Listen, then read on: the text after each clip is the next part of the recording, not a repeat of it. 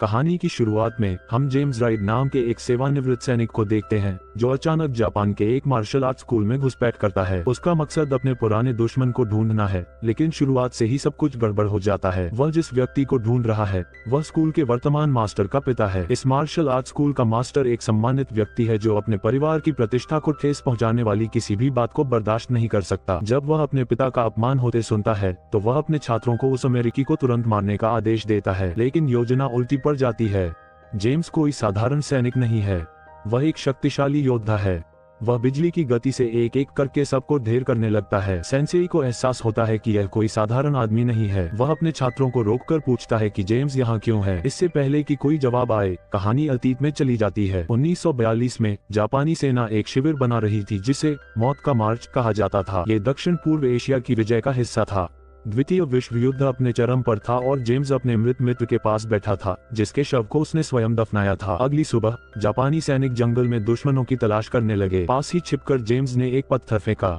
उनका ध्यान भटकाकर उसने अचानक हमला कर दिया जिसमें एक सैनिक मारा गया और एक बारूदी सुरंग में विस्फोट हो गया। एक पल के लिए उसे लगा कि वह जीत रहा है, लेकिन जंगल में मौजूद सेना उसकी उम्मीद से कहीं ज्यादा बड़ी थी। वह पेड़ों के बीच से भागा, लेकिन जल्दी ही पकड़ा गया। कमांडर ने आदेश दिया, उसे मारो मत, उसे जिंदा पकड़ो, उसे शिविर में ले जाओ। जैसे ही वह द्वार से अंदर दाखिल हुआ, सबकी निगाहें उस पर टिक गईं। कर्नल तुरंत समझ गया कि वह कोई साधारण आदमी नहीं है। वह ब्रिटिश वायुसेना का पूर्व कमांडर रह चुका था। शिविर में फंसे सैनिकों को एक वरिष्ठ अधिकारी को देखकर उम्मीद न पाल लेने देने के लिए उसने ये कदम उठाया। अधिकारी कर्नल ने उसे चुपके से मारने का आदेश दिया। पहले तो जेम्स हारा हुआ सा लग रहा था, लेकिन तलवार निकलते ही वह भाग निकला। अपनी असाधारण युद्ध कला का इस्तेमाल करते हुए उसने 3 गार्डों को मार डाला और जंगल में भाग गया। जल्द ही उसे एक दुर्घटनाग्रस्त विमान का मलबा मिला, लेकिन वह वहां ज्यादा देर तक नहीं छिप सका। भागते समय वह एक छिपे हुए जाल में फंस गया। सैनिकों ने उसे पकड़ लिया और शिविर में वापस ले आए। कर्नल ने उसका डॉग टैग निकाला और उसकी कमर के नीचे एक पदक लटका हुआ पाया जो युद्ध के दौरान असाधारण वीरता के लिए दिया गया पदक था। कर्नल प्रभावित हुआ और बोला, अभी उसे मत मारो, उसे इमारत के नीचे वाले इलाके में ले जाओ और उसे आराम करने दो। लेकिन ये राहत ज्यादा देर तक नहीं रही।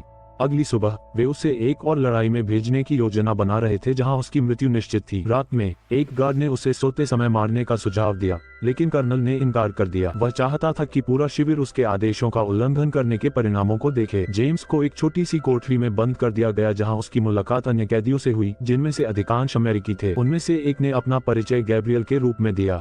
उन्होंने पूछा कि क्या ब्रिटिश सेना आएगी उन्हें बचाने के लिए। जेम्स चुप रहा। उसने सुना था कि पहले भी यहाँ वियतनामी कैदियों को रखा गया था, लेकिन मदद पहुँचने से पहले ही वे सब मारे गए थे। जेम्स को याद था कि जब उसकी टुकड़ी आई थी तो दुश्मन की भारी गोलीबारी के कारण उनका विमान दुर्घटनाग्रस्त हो गया था, लेकिन वह बच गया था। कुछ समय बाद जेम्स ने बताया कि उस इलाके में तैनात सभी पायलट मारे जा चुके थे, जिसका मतलब था कि बचाव असंभव था। इस जापानी जेल के नियम बेहद सख्त थे। फिर भी उसने आसानी से हार न मानने का निश्चय किया। उसने एक और बार भागने की कोशिश करने का फैसला किया, लेकिन दूसरे कैदियों ने उसे इसके बारे में सोचने से भी मना कर दिया। ये शिविर एक द्वीप पर बना था। हर जगह निगरानी मीनारें और पहरेदार थे। जो भी भागने की कोशिश करता वह हमेशा पकड़ा जाता था। ये शिविर सबसे मजबूत और खतरनाक कैदियों को तोड़ने के लिए बनाया गया था। उन सभी को शिविर की दीवारों को मजबूत करने के लिए काम करने के लिए मजबूर किया जाता था। थोड़ा आगे एक और शिविर था जिसे मौत का मार्च कहा जाता था। वहां से कोई कभी वापस नहीं लौटा था। किसी को नहीं पता था कि अंदर क्या हुआ था। अगली सुबह परिसर के अंदर चीखों से शुरू हुई। सभी सैनिक सख्त गठन में प्रशिक्षण ले रहे थे। हवा चीखों की आवाज से गूंज रही थी। बूट और अनुशासन का समय आ गया था। अब सजा का समय था। सैनिकों ने जेम्स के हाथ बांध दिए और उसे मैदान के बीचों बीच ले गए, लेकिन इससे पहले कि वह सबको दिखाई देता, कमांडर ने रस्सियां काटने का आदेश दिया और उसे वहां से हटा दिया। असल में कमांडर जेम्स को किसी और गंभीर काम के लिए बचा रहा था। असली नाटक तो अभी शुरू होना बाकी था। 2 कैदियों को राशन से खाना चुराकर अपने बिस्तरों के नीचे छिपाने के लिए सजा मिलने वाली थी। उनकी सजा मौत नहीं थी, लेकिन उन्हें शिविर के सबसे खतरनाक योद्धा का सामना करना था। शिविर का सबसे ताकतवर योद्धा देखने में भयानक लग रहा था। उसका शरीर किसी मशीन की तरह बना हुआ था।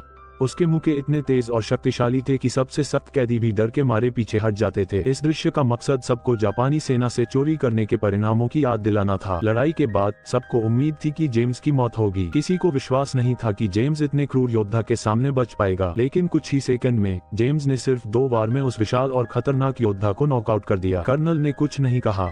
वह चुपचाप अपने तंबू में वापस चला गया। अंदर एक सैनिक ने उसे बताया कि जेम्स उसे जिंदा नहीं रखा जाना चाहिए। उसने कहा कि जेम्स जैसे आदमी को उसकी आखिरी सांस तक यातना दी जानी चाहिए, लेकिन कर्नल के विचार अलग थे। उनकी आंखों में जेम्स की ताकत के लिए सम्मान की झलक थी। फिर भी उन्होंने वादा किया कि जेम्स का समय जल्द ही आएगा। बाद में जेम्स कैप्टन कॉलिंस से मिला। कॉलिंस उसकी लड़ने की शैली से प्रभावित हुए और सभी लोग जश्न मनाने लगे। दाढ़ी वाले कैदी ने अपनी शराब निकाली जो इतनी तेज थी कि उसका गला जल गया। लेकिन इससे पहले कि माहौल थोड़ा हल्का होता, जापानी सैनिक आ गए। उन्होंने जेम्स को कर्नल के तंबू में बुलाया। तंबू के अंदर एक युवा नर्स सामान पैक कर रही थी। जेम्स और नर्स ने एक पल के लिए एक दूसरे को देखा। उन्होंने कुछ नहीं कहा, लेकिन दोनों ने कुछ महसूस किया। फिर कर्नल ने कहा, मैंने तुम्हें तुम्हारी प्रशंसा करने के लिए नहीं बुलाया है। उन्होंने जेम्स की लड़ने की शैली को पहचान लिया था, एक ऐसी शैली जो कभी जापान में प्रतिबंधित थी। फिर बात जेम्स के पदक पर आ गई। ये जेम्स का पदक नहीं था, यह उसके पिता का था। कर्नल ने समझाया, मेरे पिता भी सेना में थे। फिर उन्होंने अपने दिवंगत अधिकारी की तलवार निकाली और जेम्स के गाल पर एक छोटा सा कट लगा दिया। उसने पहरेदारों से उसे ले जाने को कहा। बात सीधी सादी थी। जेम्स को अगले दिन फांसी दी जानी थी। अगली सुबह कर्नल ने एक और लड़ाई का आयोजन किया। वह जानता था कि जेम्स की लड़ने की शैली एक अकेले प्रतिद्वंद्वी के खिलाफ तो शक्तिशाली थी, लेकिन समूह के खिलाफ कारगर नहीं थी। इसलिए उसने अपनी टुकड़ी के सबसे मजबूत सैनिकों को उससे लड़ने का आदेश दिया। लेकिन जेम्स तूफान की तरह फुर्तीला था। 1 मिनट के भीतर ही उसने उन तीनों को ढेर कर दिया। अगर वह चाहता तो उन्हें अंतिम प्रहार से खत्म कर सकता था, लेकिन जेम्स रुक गया। उसने उन्हें नहीं मारा। कर्नल बिना कुछ कहे अपने तंबू में लौट गया। बाद में जब जापानी सैनिकों ने जेम्स का मजाक उड़ाया तो उसने उनसे कहा कि ये लड़ाके कायर नहीं थे। उसने कहा कि वे बस अपने कमांडर के आदेशों का पालन कर रहे थे, ठीक हमारी तरह। ये सुनकर सब चुप हो गए। कुछ ही क्षणों बाद शिविर में गोलियों की आवाज गूंजी। कर्नल ने तीनों हारे हुए लड़ाकों को फांसी देने का आदेश दिया था। वह सबको दिखाना चाहता था कि यहाँ दया नाम की कोई चीज नहीं है। गैब्रियल और कॉलिंस के घाव और भी बदतर होते जा रहे थे। जल्द ही उन्हें एक ऐसे शिविर में भेजा जाएगा जहाँ से कोई कभी वापस नहीं आता। समय कम होता जा रहा था, इसलिए जेम्स ने एक खतरनाक योजना बनाई। उसने निगरानी मीनार के ऊपर एक रेडियो देखा था। अगर वह उस तक पहुंच पाता तो वह तट पर मौजूद ब्रिटिश सेना को संकेत भेजा जा सकता था। संकेत मिलते ही वे उन्हें बचाने आ जाते। इस तरह योजना बनाई गई। अगली ड्यूटी के दौरान कैदी हंगामा करेंगे। शोर मचने लगा। सभी गार्ड शोर की ओर दौड़े। टावर पर तैनात गार्ड भी नीचे आ गया। जेम्स टावर की ओर भागा और ऊपर चढ़ गया। उसने रेडियो उठाया और रेत की बोरियों के पीछे छिप गया।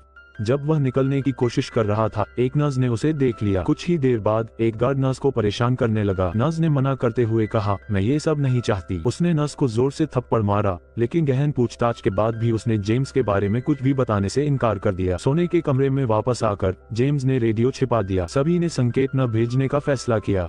उन्हें केवल सुनना था, शायद उन्हें कोई ब्रिटिश या अमेरिकी संदेश मिल जाए। लेकिन अगली सुबह खतरा आ गया। कर्नल ने आपातकालीन बैठक बुलाई।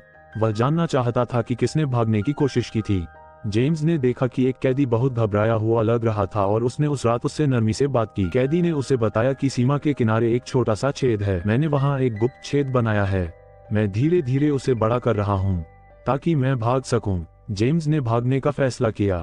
उस रात उसने अपने बिस्तर को इस तरह सजाया जैसे कोई चेहरा ढके हुए सो रहा हो और चुपके से निकल गया। दाढ़ी वाले सैनिक ने भी उसकी मदद की। कई महीनों बाद वह आखिरकार शिविर की सीमा से बाहर निकल आया। तभी एक गार्ड निरीक्षण के लिए आया और उसने देखा कि जेम्स गायब है। लेकिन दाढ़ी वाले आदमी की आंखों में देखने के बाद उसने कुछ नहीं कहा और चला गया। जेम्स जंगल से होते हुए किनारे तक पहुंच गया। अचानक उसने रेडियो पर एक अमेरिकी सैनिक गुप्त कोड सुना। इसका मतलब था कि अमेरिकी सैनिक पास ही थे, शायद हमले की तैयारी कर रहे थे। वहां उसे वही दुर्घटनाग्रस्त विमान मिला जो उसने पहले देखा था। मलबे के पास एक धातु का हुक पड़ा था और जेम्स के दिमाग में एक नया विचार आया। वह चुपचाप उसी रास्ते से अपने कमरे में लौट आया। अगली सुबह जेम्स ने अपने दोस्तों को इकट्ठा किया और उन्हें बताया कि उसने क्या खोजा है। रेडियो पर आवाजें नवाजो भाषा में थीं, जो केवल अमेरिकी सेना द्वारा इस्तेमाल किया जाने वाला एक कोड था। इससे पुष्टि हुई कि अमेरिकी सैनिक पास ही थे। जेम्स ने उन्हें कुछ और भी बताया। उसे जंगल में एक ग्लाइडर जैसा विमान मिला था। अगर वह ग्लाइडर को गुजरते हुए विमान से जोड़ सकता था, जिससे वह हवा में उड़कर उन्हें सुरक्षित स्थान पर ले जा सकता था। ये योजना सुनने में तो पागलपन भरी लग रही थी, लेकिन उनके पास खोने के लिए कुछ नहीं था। एक छोटा सा मौका भी उनके लिए काफी था। जोखिम के बावजूद सभी मदद करने के लिए तैयार हो गए, लेकिन उनकी उम्मीद ज्यादा देर तक नहीं टिकी। सैनिक आ गए और जेम्स को कर्नल के सामने ले जाया गया। कर्नल ने नवाजो भाषा भी सुन ली थी और जेम्स से उसका अनुवाद करने को कहा, लेकिन जेम्स ने समझाया कि उस भाषा का प्रयोग केवल अमेरिकी सेना ही करती है। उसने कहा, मैं ब्रिटेन से हूँ और अगर मुझे पता भी होता तो मैं कभी अपने साथियों के साथ विश्वासघात नहीं करता। इससे कर्नल क्रोधित हो गया। उसने सैनिकों को जेम्स को बांधने और तब तक पीटने का आदेश दिया जब तक वह घुटनों के बल गिर न जाए। हर वार बेरहमी से किया गया। तंबू में दर्द भरी चीखें गूंज उठी। जब जेम्स गिर गया तो गार्ड उसकी रस्सी काटकर उसे फिर से मारने की तैयारी करने लगे, लेकिन जेम्स ने अपनी बची हुई ताकत का इस्तेमाल किया और अपनी असली योजना को अंजाम दिया। उसने कर्नल के ठीक सामने एक गार्ड को मार गिराया। कर्नल एडो के आदमी एक कैदी से हार गए। ये कर्नल के लिए एक गहरा अपमान था। क्रोधित होकर वह शिविर के केंद्र में गया और कई श्रमिकों को मार डाला। उसने घोषणा की कि अब बाकी बचे लोगों को भी भुगतना पड़ेगा। मृत्यु से भी बदतर स्थिति। जेम्स को असहनीय दर्द हुआ और वह बेहोश हो गया।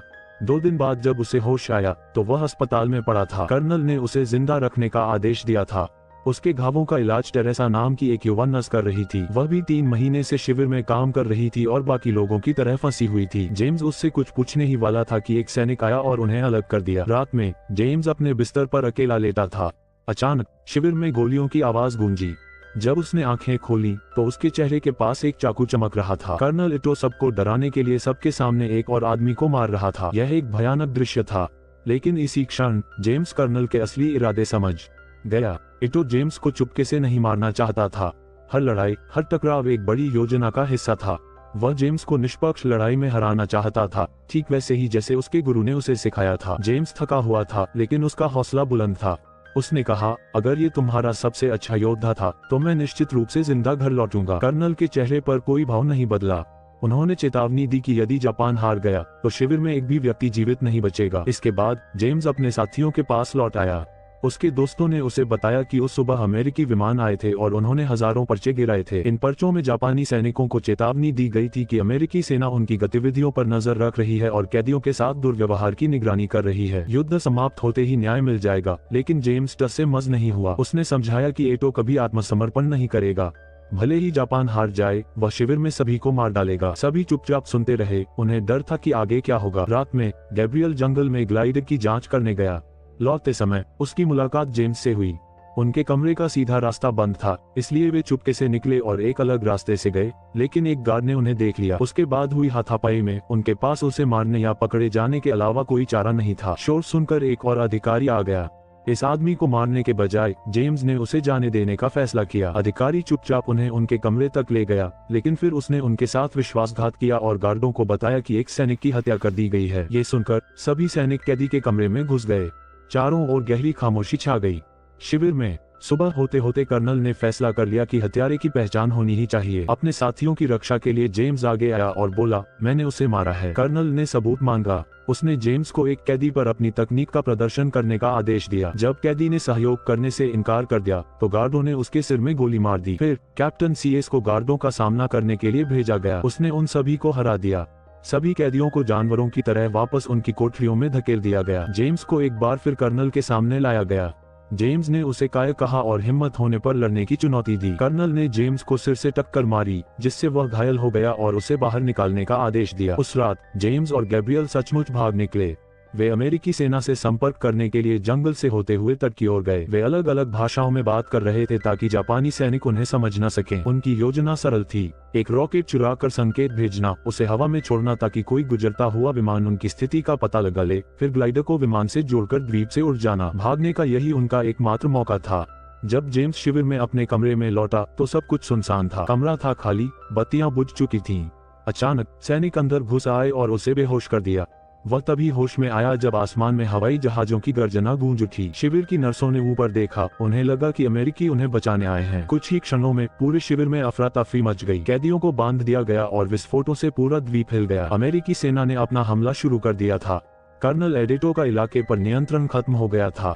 गुस्से में आकर उसने हर उस व्यक्ति को मारना शुरू कर दिया जिसे वह देख रहा था, चाहे वह सैनिक हो या कैदी। गोलीबारी के बीच जेम्स को एहसास हुआ कि उसे रेडियो तक पहुंचना होगा और अमेरिकी सैनिकों से फिर से बात करनी होगी। लेकिन जब वह रेडियो तक पहुंचा तो वह पूरी तरह से नष्ट हो चुका था। अब उसकी एकमात्र उम्मीद टावर पर लगे ट्रांसमीटर पर टिकी थी। इस समय नर्सों ने बड़ी हिम्मत दिखाई। उन्होंने गार्डों का ध्यान भटकाया, उन्हें पास बुलाया और फिर उन्हें मार गिराया। अब रास्ता साफ था। टावर के ऊपर से गैब्रियल ने तुरंत एक आपातकालीन संकेत भेजा। नीचे पूरा शिविर अराजकता में डूब गया। जापानी सैनिकों ने भागने की कोशिश कर रहे कैदियों पर गोलियां चला दी। जेम्स ये सब चुपचाप नहीं देख सका। उसने एक राइफल उठाए और गोली चलाना शुरू कर दिया। वह कई गार्डों को मार गिराया और अन्य कैदियों को जवाबी कार्रवाई करने का साहस दिया। धीरे धीरे शिविर में एक बड़ा विद्रोह भड़क उठा। उन्होंने जो कुछ भी मिला उसी से लड़ाई की। लड़ाई के बीच में कैप्टन कॉलिंस का सामना उस अधिकारी से हुआ जिसने शुरू से ही उन्हें परेशान किया था। उनकी लड़ाई तीव्र हो गई, लेकिन ये ज्यादा देर तक नहीं चली। कॉलिंस जीतने ही वाले थे कि किसी ने उन्हें पीछे से गोली मार दी और वे गिर पड़े। अपने दोस्त को गिरते देख जेम्स और भी क्रोधित हो गया। वह सीधे कर्नल के तंबू की ओर भागा जहां कर्नल इटो अपनी तलवार खींचे खड़े थे। दोनों के बीच भयंकर युद्ध छिड़ गया। अंत में एडो गिर गया और जेम्स खड़ा रहा, थका हुआ, खून से लथपथ, लेकिन विजयी। गैब्रियल जेम्स को बाहर खींच लाया। विमान ऊपर चक्कर लगा रहे थे और समय कम होता जा रहा था। दोनों भागने लगे। एक सैनिक ने उन्हें पीछे से गोली मारने के लिए अपनी राइफल उठाई, लेकिन कर्नल एटो ने अपनी तलवार से सैनिक की बंदूक को एक तरफ धकेल दिया, जिससे वे बच निकले। यह विजेता के प्रति उनका अंतिम सम्मान था। जेम्स और गैब्रियल जंगल से भागते हुए ग्लाइडर तक पहुंच गए। ऊपर अमेरिकी विमानों ने अपना अंतिम हमला किया। तभी जापानी पेड़ों से सैनिक हमला करने के लिए निकले, लेकिन विमानों ने गोलीबारी शुरू कर दी। सभी जापानी सैनिक पल भर में मारे गए। अच्छे और बुरे सब खत्म हो गए। धुएं और अफरा तफरी के बीच जेम्स ने टोइंग केबल उठाए और उसे ग्लाइडर से जोड़ दिया। एक अमेरिकी विमान पास से गुजरा, केबल पकड़ी और ग्लाइडर को आसमान में उठा लिया। द्वीप धीरे धीरे उनके पीछे ओझल हो गया। दोनों ने एक दिन वापस आकर दूसरों को बचाने का वादा किया। कई साल बाद यही वादा जेम्स को जापान के एक छोटे से मार्शल आर्ट स्कूल में ले आया। वह कर्नल इत्तो को प्रशिक्षित करने वाले व्यक्ति को खोजने आया था। नए गुरु ने अपने छात्रों को भेज दिया और जेम्स की बात ध्यान से सुनी। गुरु ने बताया कि उनके पिता और पुराने गुरु का 1 साल पहले देहांत हो गया था। मरने से पहले उन्होंने भविष्यवाणी की थी कि एक दिन एक विदेशी आएगा, एक ऐसा व्यक्ति जो उन तकनीकों से लड़ेगा जिन पर बहुत पहले प्रतिबंध लगा दिया गया था। गुरु ने जेम्स से अपनी तकनीक का प्रदर्शन करने को कहा। जेम्स ने खुद का अध्ययन किया और बिना हमला किए कुछ घातक दांव दिखाए। गुरु ने तुरंत उसे भविष्यवाणी वाले व्यक्ति के रूप में पहचान लिया। फिर उन्होंने एक छोटा सा लकड़ी का बक्सा खोला। अंदर जेम्स के पिता का पदक और उनका डॉग टैग था।